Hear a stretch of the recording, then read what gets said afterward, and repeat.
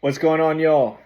This is Dharma Driven with another video. So, like, comment, subscribe, like the channel, man. I'm gonna give you all a lot of value here. So, this is 10 years of in-field experience from what I would consider myself. Well, to most folks, I don't really consider myself this 5'7" Indian guy living in America, dating American women.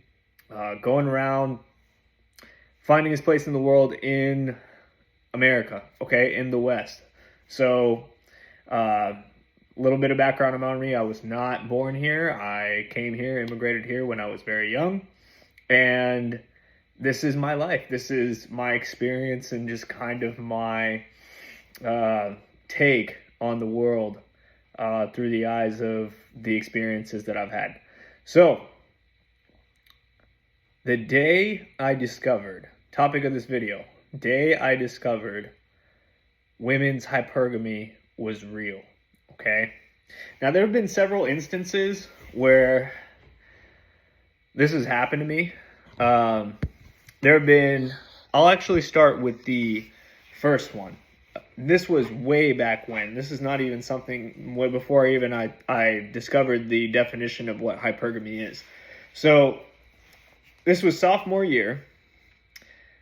I was in college, obviously, walking through class, and there was a area, kind of a plaza area, where all the students would go ahead and sit. And I saw this very beautiful, elegant, classy-looking girl. And let's say her name is... Let's say her name is Dory, okay? So Dory... She had, like I said, a very classy, very humble, kind of a shy energy to her. And I, at the time, I was a little bit more of a shyer, introverted kid. Went ahead and decided to open her and go ahead and have a conversation. And things were going very well. And at the time, I was watching a lot of the 2015 YouTubers and kind of how those guys were going about it. So... meet them, take them on an instant date, and then try and get their number to actually set up a real date. At the time, I was also not very experienced with women, let's say. For the sake of this video, we'll just kind of keep it there. As some of you guys are smart, I'm sure you all know what I'm talking about. So, we got to know each other. The third day, I believe I invited her to like a little get-together that my friends were having. Now, my friends at the time, or who I thought were my friends, they had a pretty chill spot. They had a spot outside of campus, and I think the first time they went ahead and owned that house, they threw a pretty nice party, and all the freshmen came by, and it was pretty cool. So I got to know quite a few girls through there, and I was, flexing a lot of the alcohol, the clout, and it was a frat without being a frat. So all the fun of a frat without the bullshit. Anyway, this girl, I invite her to like a small little get together. It's not a crazy party or whatever. And she's getting to know quite a few people. One thing I noticed is she's very closed off to me. Compared to some other people, she's giving me more of a friendly vibe.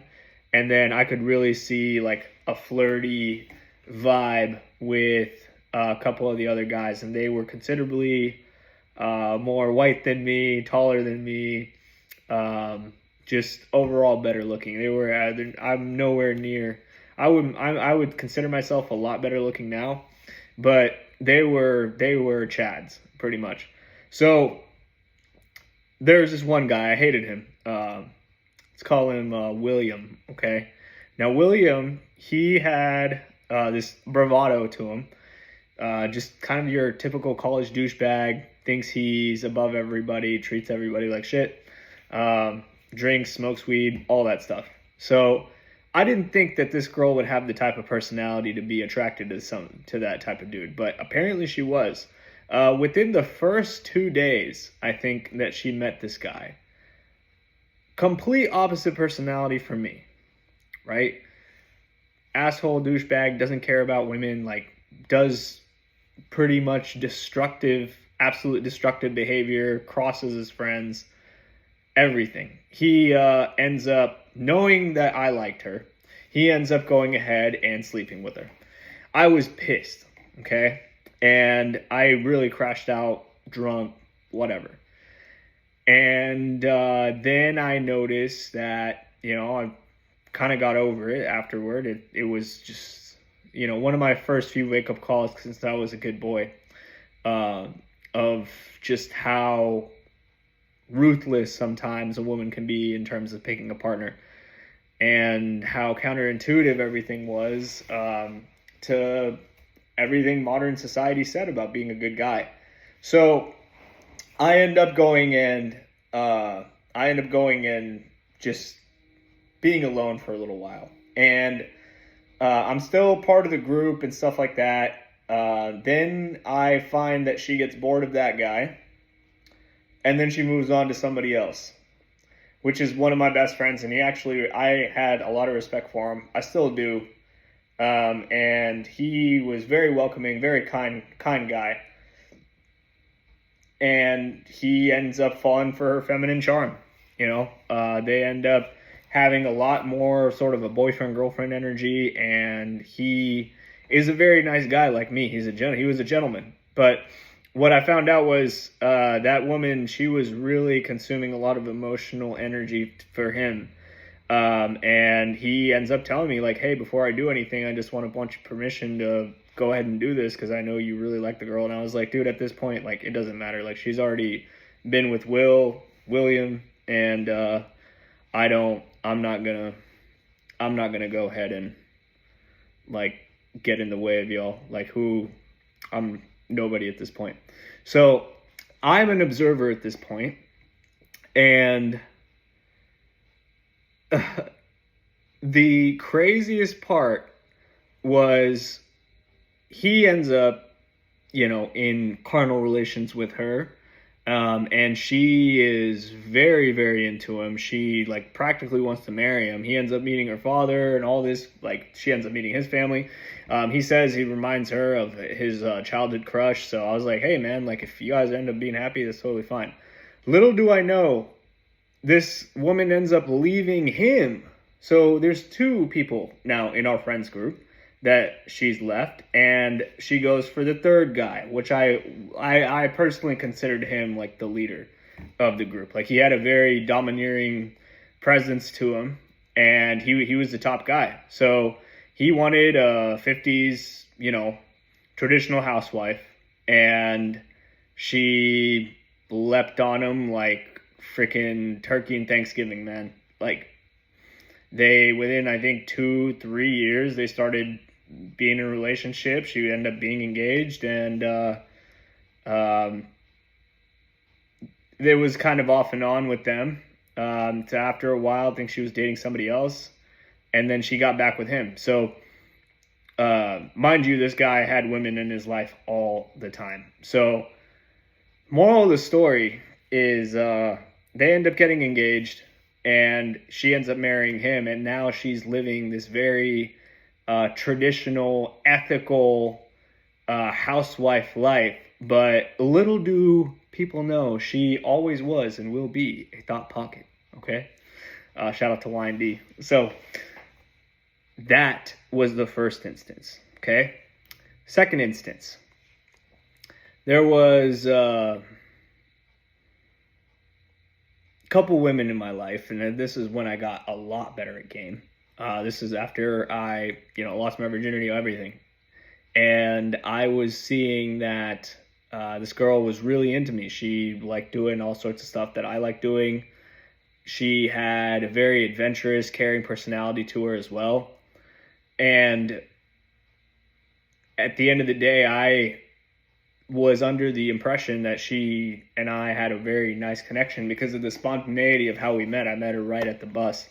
And same thing happened again. She ends up getting back with her ex, who ends up being a complete douchebag, actually abused her for a while, physically hit her, and she ends up being back with him. And he was a complete a-hole the whole time. So she ends up getting back with him, telling me like she's crying over him and all this shit, and is using me as an emotional blanket. So that was the second time. That was a shorter story. And the third and most devastating one, in my opinion, was when I felt like I'm, personally developed, gotten a much better shape, much better physique, much better at confidence, had quite a few experiences with women under my belt. And this was a woman in my gym, okay? 46, 47 years old, right? Way past her prime. But she had a pretty decent body. And I was like, hey, you know what? This is somebody I can actually connect with. So she ends up stopping me, actually, and ends up talking to me. Things actually go really, really well. And we start chatting quite a bit back and forth. So the ironic part is I take her on a date. She ends up kind of saying, hey, I don't do this the first night and all this, blah, blah, blah, blah, blah. And I'm like, okay, I'll drop you off, go back to the hotel, right? So I drop her off, I go home, we end up making out, and that was pretty much the end of it. So I see her a week later at the gym when I'm walking with my friend, my friend is about 5-6 years younger than me, I would say a lot leaner, a lot more muscly, a lot dense muscle.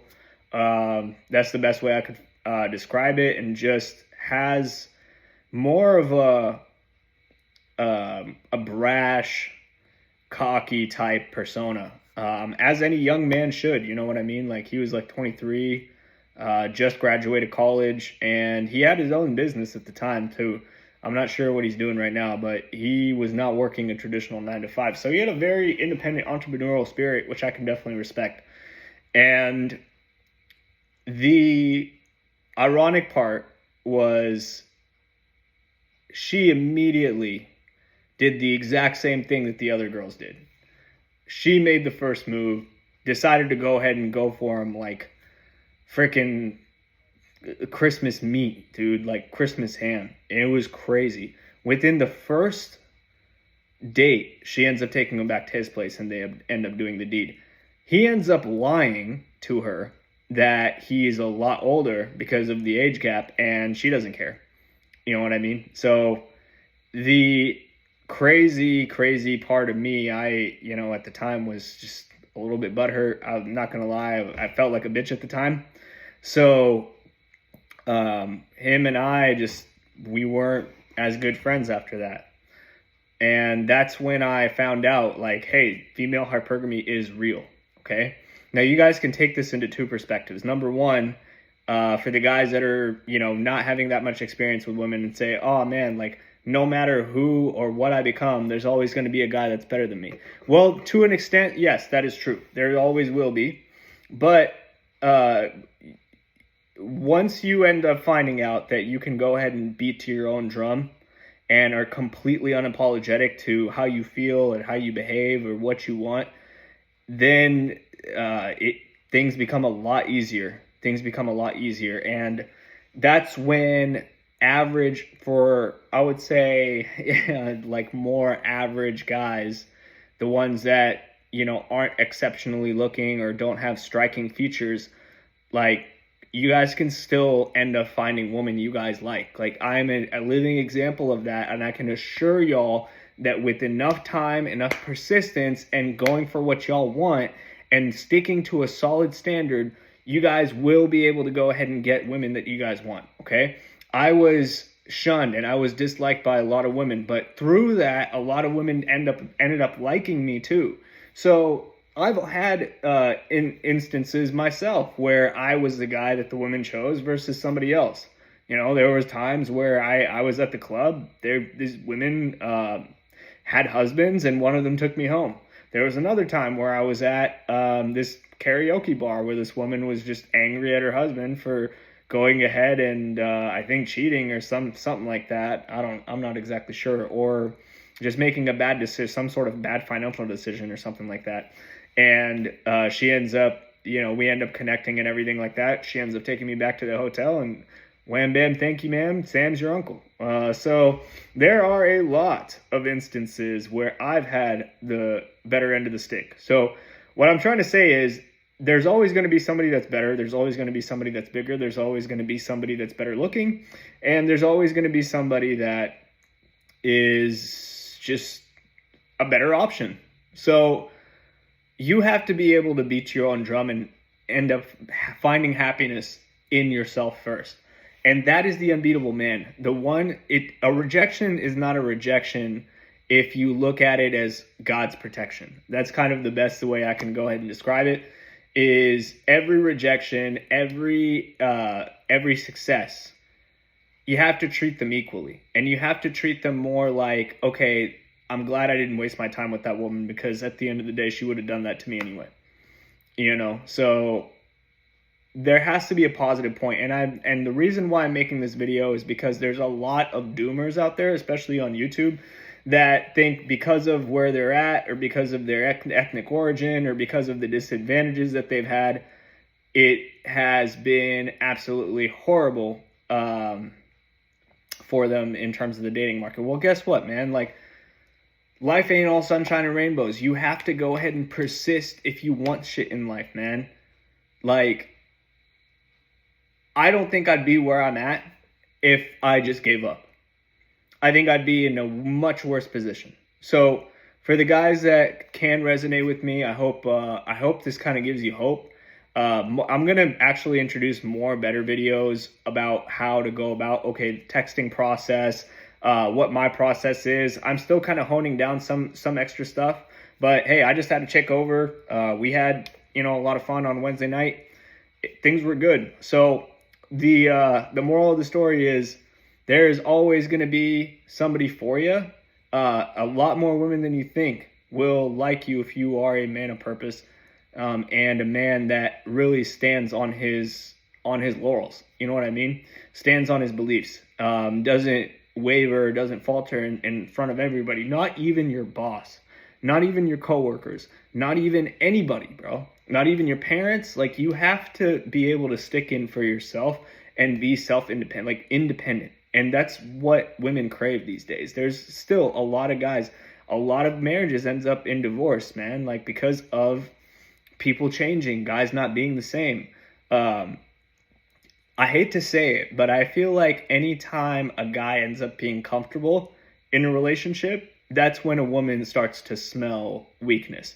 And that's when she starts looking somewhere else, like, ooh, he might be a good option. Ooh, he might be a good option.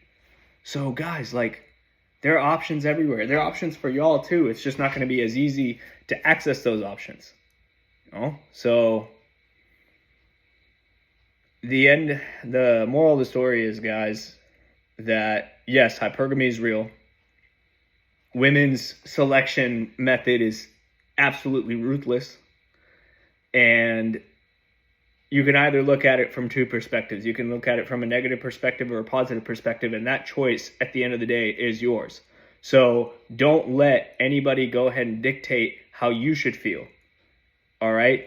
So that's kind of my message at the end of the day.